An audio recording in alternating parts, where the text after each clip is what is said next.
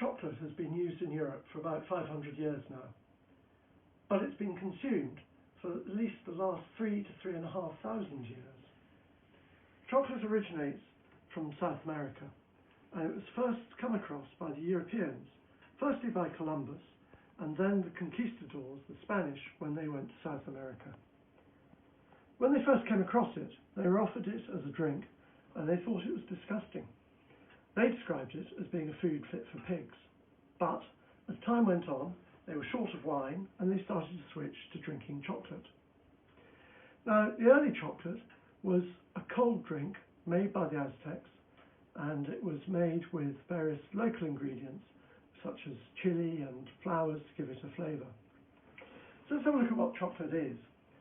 It comes from the seed of the cocoa tree, and you get these sort of pods. These are dried pods, but the original pods are fabulous vibrant colours. They're bright oranges, reds, yellows, greens, and they grow on the side of the tree, off the trunk of the tree. Now, if you cut one of those open, inside you'd find about 20 to 30 of the seeds of the cocoa tree. Those seeds are taken out and they're laid out on the ground, normally on banana leaves, where they begin to dry out and they ferment. Those seeds are then taken and roasted. That adds to the flavour, but it also stops the fermentation process. Now we're ready to make our chocolate. Those beans are broken up into what are called cocoa nibs, just broken up cocoa beans. And they go onto this hot stone. And this is how chocolate was made for probably at least the last 1,000 years. And it carried on until the 18th century in this country. Cocoa nibs go on, and then they're ground up. And you can see that the chocolate starts to turn into this sort of semi-liquid called cocoa liquor.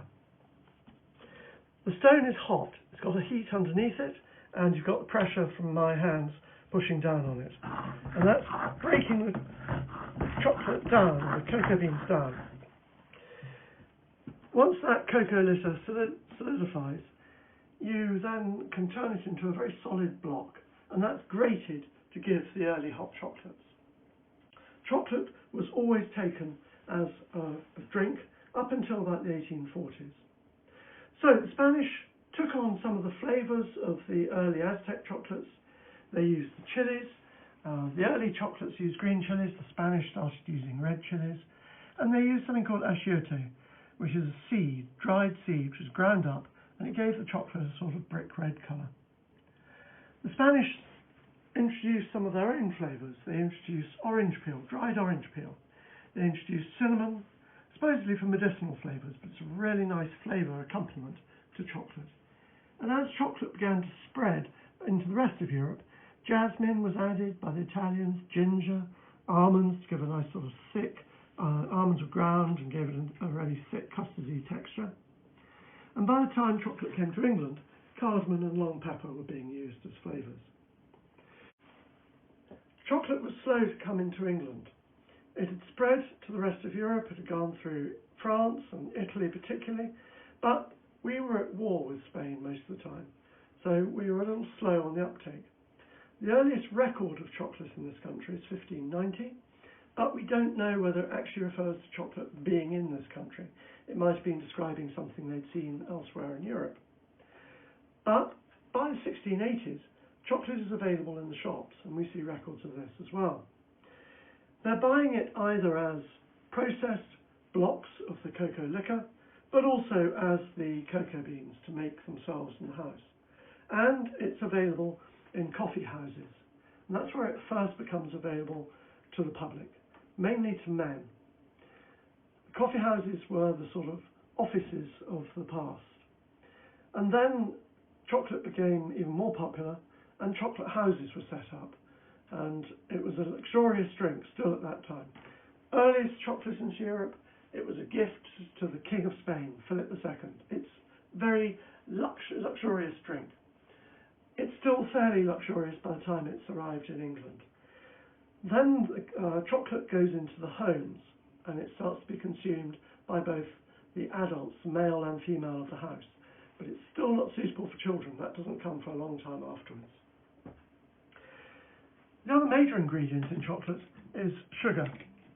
Sugar was added by the Spanish and the English, and that really changes chocolate, because if you add the sugar to sweeten it, you need to heat it to get the melting of the sugar to sweeten the chocolate. Now, it wasn't until about the 1840s that chocolate bars started to be made. Chocolate was used as flavouring, but it was almost entirely taken as a hot chocolate. But in the 1840s, the process was developed to break that cocoa bean down, to separate it out into cocoa solid and cocoa butter. And that's the important process for making a chocolate bar.